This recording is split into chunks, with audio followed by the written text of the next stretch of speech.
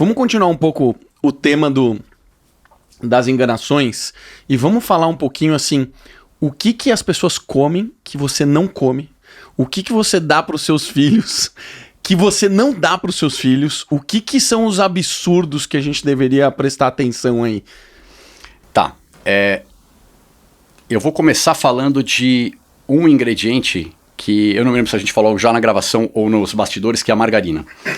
A margarina vale a pena puxar um pouco dessa linha porque ela está presente em praticamente todos os industrializados. Porque ela é muito mais barata do que a manteiga, em primeiro lugar. Agora, porque ela é, ou de algum tempo para cá, porque ela é plant-based. E, né, querendo ou não querendo, existe uma forçação para esse lado. A minha empresa é plant-based, mas, cara... Margarina é chemical-based, né? Porra, pelo amor de Deus. Perfeito.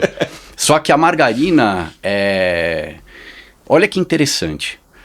Tem uma história de bastidores. A margarina, ela nasce em 1906. Ela, na verdade, era... Bom, vamos dizer assim, a patente da gordura hidrogenada, né, da gordura estável em temperatura ambiente, porque o óleo vegetal ele é líquido, né? Então, isso foi lá em 1906. E a Procter & Gamble foi e comprou a patente para fazer sabão e lamparina. Olha que interessante, foi em 1908. Em 1906, 2 anos antes, tem um cara chamado Upton Sinclair, que trabalhava em frigorífico. E ele escreveu um livro, que foi uma revolução. Esse livro teve tanto impacto sobre a forma como os frigoríficos atuavam, do ponto de vista humanitário e fitossanitário. Que era um negócio tão grotesco, tão absurdo, que o consumo de carne caiu 50% naquele ano nos Estados Unidos. Olha o impacto desse livro. E aí o que aconteceu?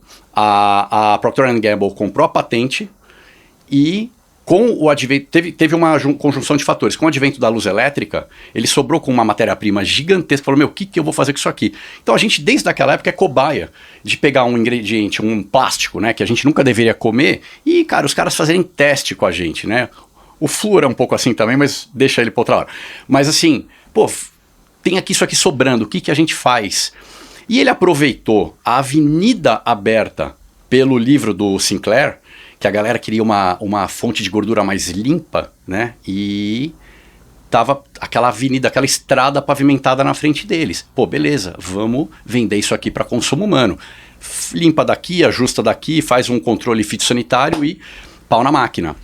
Acontece que naquela época a margarina, ela por uma questão daí de briga com o lobby da indústria de laticínios, eles não conseguiram fazer com a margarina o que é feito hoje, que é colocar corante, colocar aromatizante. Então era uma pasta branca com gosto de nada. Feia. Então a galera não consumiu. Até a década de 50, quando de fato a gordura saturada, por uma outra história que é mais longa, mas muito sabida, foi completamente demonizada, e desde lá até hoje, apesar dos infinitos estudos mostrando o contrário, ainda as pessoas preconizam que alimento com gordura saturada é ruim, e alimentos, consequentemente, com óleos vegetais que reduzem o colesterol aí com uma aspas gigante, porque reduz, mas isso é um desfecho substituto, isso não quer dizer nada no final das contas. E no final, cara, foi na década de 50 que os caras não só liberaram, como incentivaram a margarina a ficar mais palatável para que a gente trocasse da manteiga para margarina o consumo. Por que acontece a historinha toda? Porque hoje a margarina está voltando com força total. Então descobriu-se a gordura, uma total assim violenta. Descobriu-se a gordura trans, foram décadas de briga, quando ficou insustentável, até lá o lobby segurando a onda, sabendo que era um lixo, mas segurando a onda, aí... não, agora rótulo tem que colocar gordura trans, etc. E passaram alguns anos, alguns países começaram a proibir gordura trans. Hoje, a margarina ela não tem mais a gordura trans. E aí o que acontece? Tá liberado do cacete. Por quê? Porque tem pouca gordura saturada, que é uma balela sem tamanho, porque não tem nenhuma relação disso com saúde. A gente pode trazer alguns estudos se você quiser. E mais, ela é enriquecida com fitoesteróis. Ninguém sabe o que são fitoesteróis, tá? Eu diria que assim, são moléculas análogas ao colesterol, tá? Mas são como se fosse um colesterol exógeno, um colesterol estrangeiro para o corpo. Então ele é muito pior. Antes não tivesse os tais fitoesteróis. Mas o nutricionista, que a gente não sabe o que é fitoesterol, fala, tem pouca gordura saturada, tem fitoesterol, que é muito bacana para a gente, tudo legal, pau na máquina. Então, cara, eu não tô brincando. Hoje, 9 em cada 10 nutricionistas recomendam margarina. Eu tenho vontade... Não acredito! É inacreditável. O cara que não aprende com o erro tá fadado, não aprende com a história, tá fadado a repetir o erro. A margarina, lá atrás, ela veio pro mercado como uma salvadora da pátria, se mostrou um caos, por causa de uma molécula a mais de hidrogênio colocada para deixá-la estável.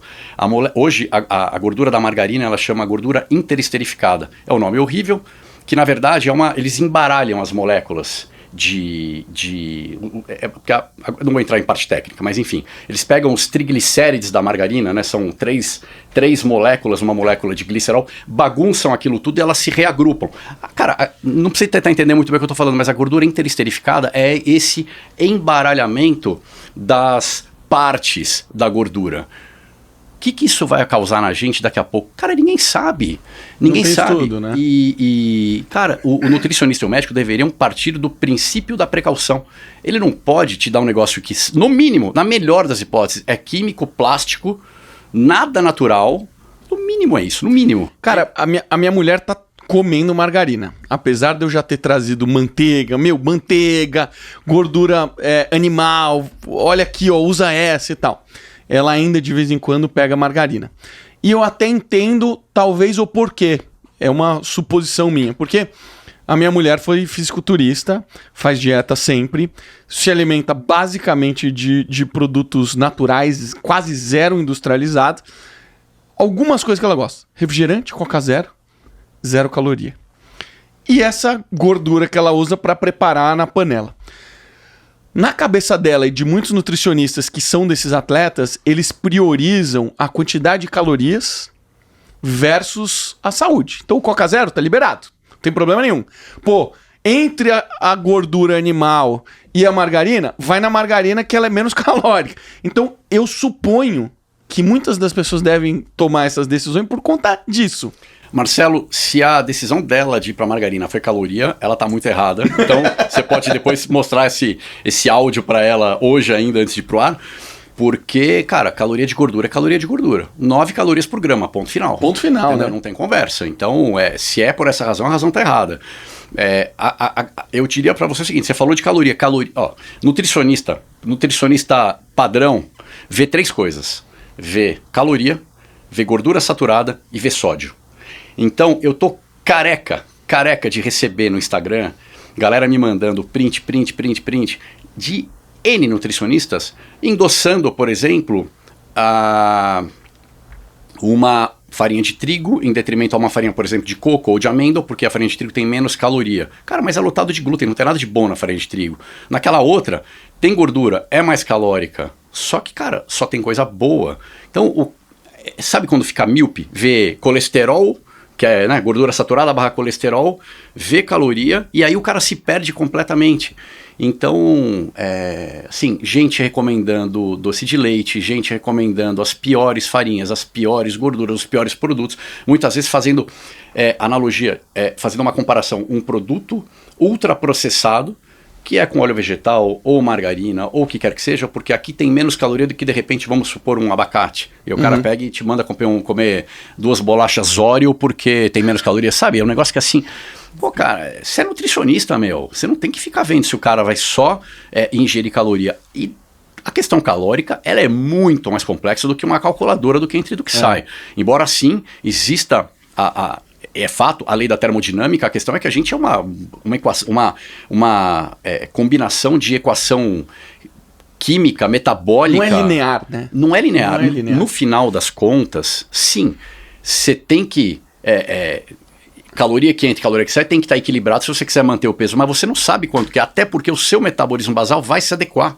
Então aí entra inclusive as dietas, entendeu? Quem vive em restrição calórica, o cara entra numa armadilha monumental.